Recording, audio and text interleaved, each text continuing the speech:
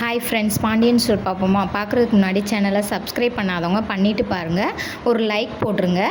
வாங்க பார்க்கலாம் என்ன நடக்குதுன்னு பார்த்தீங்கன்னா, நேற்று அரசியும் அவங்க அப்பத்தாவும் கோயில் போயிருந்தாங்களா. கோயிலுக்கு போன இடத்துல மயம் பெற்ற பேரனை வச்சு பேசி எப்படினாலும் அவங்க 2 பேர்த்துக்கு கல்யாணம் பண்ணி வச்சுருவோம் அப்படின்னு அவங்க பாட்டி நினச்சிருக்காங்க.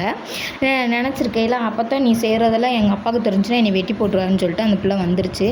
வந்ததுக்கப்புறம் இங்கே பார்த்தீங்கன்னா பாண்டியன் வீட்டில் வந்து கோமதி வந்து வீட்டில் வேலை பார்த்துக்கிட்டு இருக்காங்க, காய் நறுக்கிட்டு இருக்காங்க.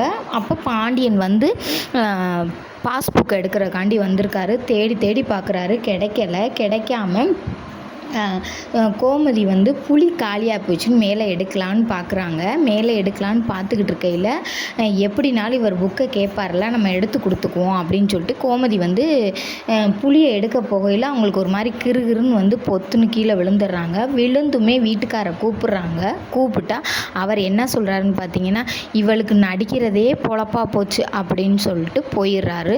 போன கொஞ்ச நேரத்தில் சரவணன் வராரு. சரவணன் வந்து என்னமோ எடுத்துகிட்டு தண்ணியை குடிச்சிட்டு அம்மா அம்மான்னு கத்துனா அவங்க அம்மாவையே காணோம். கடைசியில் பார்த்தா அடுப்படியில் விழுந்து கிடக்குறாங்க. அம்மா அம்மான்னு தண்ணி தொளிச்சு எவ்வளோ எழுப்பி பார்க்குறாரு, அவங்க அம்மானால எந்திரிக்கவே முடியலை. அப்பன்னு பார்த்தீங்கன்னா எய்த்தாப்பில் அவங்க மாமா வண்டியை நிப்பாட்டுறாரு. மாமா அம்மா கீழே விழுந்து கிடக்குறாங்க மாமா, எழுப்புனா எந்திரிக்க மாட்டுறாங்க, வாங்க மாமான்னு.